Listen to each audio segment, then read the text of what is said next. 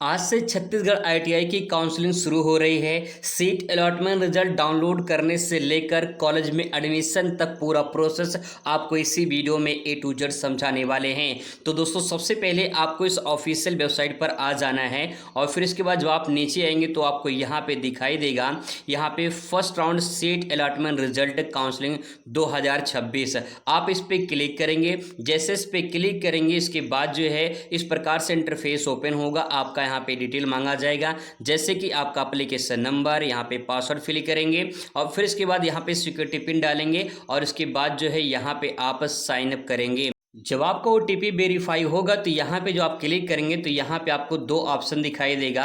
पहला, register email ID पे आप ओटीपी चाहते हैं या फिर अपने मोबाइल नंबर पे, दोनों में से किसी एक पे टिक करके अपना ओटीपी वेरीफाई कर लेंगे। जब आपको ओटीपी आ जाएगा तो यहाँ पे आपका लॉगिन करना होगा। जब लॉगिन हो जाएगा तब इसके बाद जो है आपका डैशबोर्ड जो है कुछ इस प्रकार से ओपन हो जाएगा। यहाँ पे दोस्तों दिखाई देगा आपको सीट अलॉटमेंट रिजल्ट, इस पर आप क्लिक करके अपना जो सीट अलॉटमेंट लेटर है उसे डाउनलोड कर लेंगे। अगर आपका नाम आता है तो फिर आपका पूरा लिस्ट जो है आ जाएगा, उसमें आपका कॉलेज के नाम पूरा डिटेल शो हो जाएगा। अगर नहीं आता तो फिर आपको सेकेंड राउंड के लिए वेट करना होगा।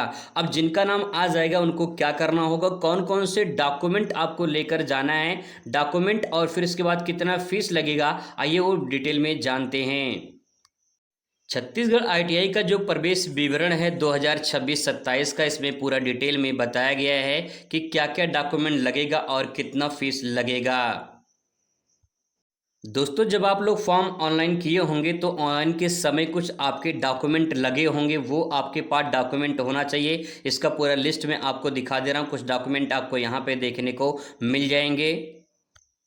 जब आप रजिस्ट्रेशन किए होंगे तो रजिस्ट्रेशन के समय आप अपना मूल निवास प्रमाण पत्र लगाए होंगे और इसके बाद जो है 10वीं और 12वीं की मार्कशीट आपने लगाई होगी और फिर इसके बाद जो है आपने अपना जाति प्रमाण पत्र लगाया होगा, आय प्रमाण पत्र लगा होगा और ये पूरी तरह से अनिवार्य तो नहीं है।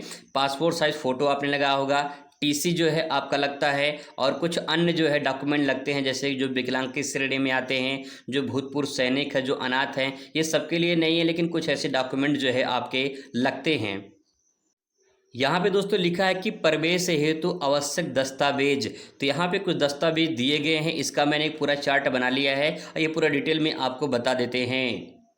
दोस्तों सभी डॉक्यूमेंट मैंने यहाँ पे लिस्ट पूरी बना लिया है। अब एक एक करके आइए बारीकी से समझने का प्रयास करते हैं।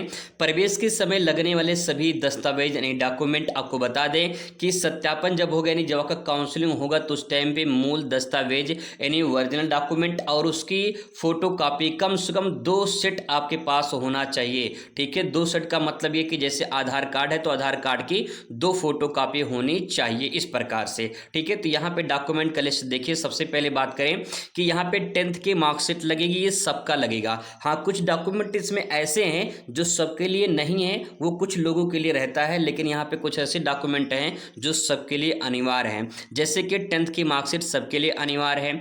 जो लोग 8वीं पास आवेदन किए होंगे वो 8वीं की मार्कशीट लगाएंगे, अगर आवेदन 8वीं के नहीं किए हैं तो इसको नहीं लगाएंगे। इसके बाद मोबाइल नंबर और ईमेल आईडी आपके पास वो होने चाहिए जो आपने अपने फॉर्म में अप्लाई किया था।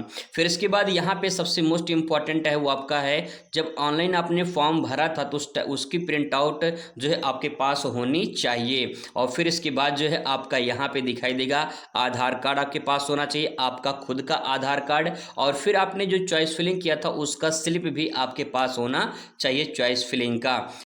फिर इसके बाद आपका लगेगा यहाँ पे निवास प्रमाण पत्र और फिर यहाँ पे दिया है सीट अलॉटमेंट लेटर। जो सीट अलॉटमेंट लेटर आया है उसको आप डाउनलोड करके उसका प्रिंट आउट निकाल लेंगे और फिर जाति प्रमाण पत्र लगेगा। जो फीस जमा करेंगे उसकी रसीद भी जो है आपको वहाँ पे लगानी पड़ेगी। फीस रसीद कितना फीस लगेगा अभी आपको ये भी बता देते हैं कितना फीस लगेगा। और फिर इसके बाद EWS प्रमाण पत्र, ये सबके लिए अनिवार्य नहीं है, क्योंकि जो इकोनॉमिकल वीकर सेक्शन यानी आर्थिक रूप से जो कमजोर कमज़ोर वर्ग में आते हैं सिर्फ उन्हीं को ये प्रमाण पत्र देना होगा। फिर इसके बाद टीसी सबका लगता है, जो आपने अपने स्कूल से पढ़ाई की होगी, जैसे आपने 10th जहाँ से पास किया होगा वो सर्टिफिकेट आपका लगेगा। टीसी बोलते हैं ट्रांसफ़र सर्टिफिकेट। और अगर आप 12th के पास है तो 12th वाला लेकर जाएंगे, और आप ग्रेजुएशन कर रखे हैं तो ग्रेजुएशन वाला टीसी लेकर जाएंगे। ठीक है, ये टीसी आपका लगेगा। और फिर इसके बाद आपका फ़ोटो लगेगा, जो फ़ोटो आपने अपने फॉर्म में अप्लाई किया था उस टाइम पे वही फ़ोटो आपके पास होना चाहिए। अगर वो नहीं है तो दूसरी फ़ोटो भी आप नया ले सकते हैं। फिर इसके बाद कैरेक्टर जो है आपका सर्टिफिकेट लगेगा, यानी चरित्र प्रमाण पत्र, ये आपके स्कूल से मिल जाता है। और फिर इसके बाद यहाँ पे है ये अनिवार्य नहीं है, ठीक है, ये अनिवार्य नहीं, जन्मतिथि प्रमाण पत्र ये अनिवार्य नहीं है। फिर यहाँ पे कुछ ऐसे सर्टिफिकेट है जैसे कि दिव्यांग प्रमाण पत्र, ये सबके लिए नहीं है, जो विकलांग कोटा में आते हैं उनके लिए है। फिर आय प्रमाण पत्र जो है ये छात्रवृत्ति के लिए, ये अनिवार्य नहीं है। तो आप यहाँ पे देख सकते हैं ये पूरा डॉक्यूमेंट की लिस्ट जो है, आप इसको पूरा अच्छे से तैयार करके जाइए कॉलेज में। और कितना फीस लगेगा आइए वो जान लेते हैं। दोस्तों यहाँ फीस के बारे में ऑफिशियल नोटिस में बताया गया है, यहाँ प्रशिक्षण शुल्क लिखा गया है, दे सकते लिखा है प्रशिक्षण शुल्क 6 माह और 1 वर्षीय व्यवसाय के लिए 1000 रुपये। अगर आप 6 माह का कोर्स करते हैं या फिर 1 साल का कोर्स करते हैं, जैसे डीजल मैकेनिक हो गया, ट्रैक्टर मैकेनिक हो गया, वेल्डर हो गया, ये 1 साल का कोर्स है, इसमें आपको 1000 रुपये लगेंगे, प्लस और शुल्क लगेगा वो भी आपको बता दे रहे हैं।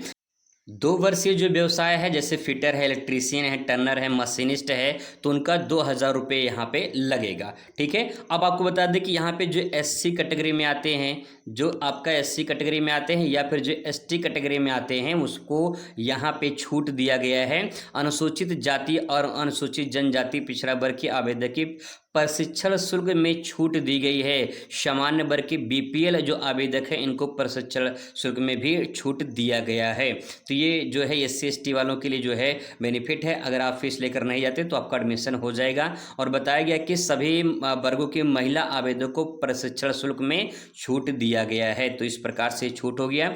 और यहाँ पे कुछ और फीस लगता है, जैसे आप यहाँ पे देख पाएंगे कौशल मनी। कौशल मनी 100 रुपया जो है आपका लगेगा, यहाँ पे सभी आवेदकों के लिए है, चाहे वो एससी में हो, चाहे वो ओबीसी में हो, जनरल में हो, किसी कैटेगरी में हो, सबके लिए यहाँ पे 100 रुपये निर्धारित किया गया है। ये कौशल मनी जो होता है ये रिफंडेबल होता है, बाद में ये वापस कर दी जाती है। ठीक है, तो इस प्रकार से फीस के बारे में हो गया। और सबसे इम्पॉर्टेंट इन्फॉर्मेशन ये है कि जिनका फर्स्ट राउंड में नाम आया है उनको प्रवेश कराने का जो तिथि दिया गया है वो 3 दिन ही है, यानी आज का डेट 23 तारीख, फिर इसके बाद 24 तारीख, फिर इसके बाद 25 तारीख। इसी 3 दिन में आपका एडमिशन कराना है। अगर आप 3 दिन के अंदर एडमिशन नहीं कराते हैं तो जिनका फर्स्ट लिस्ट में नाम आया है वो ऑटोमेटिक कैंसिल हो जाएगा, इसलिए आप एडमिशन 23 से लेकर 24-25 के बीच में आप करा लीजिए। अगर आपको मनपसंद ट्रेड कॉलेज नहीं मिलता है तो आप उससे चेंज भी करा सकते हैं, अपने कॉलेज में जाके आप विजिट करिए, वहाँ पे आपको इन्फॉर्मेशन दे दिया जाएगा। आई होप आपको समझ में आ चुका होगा। मिलते हैं नेक्स्ट वीडियो में। Thanks for watching.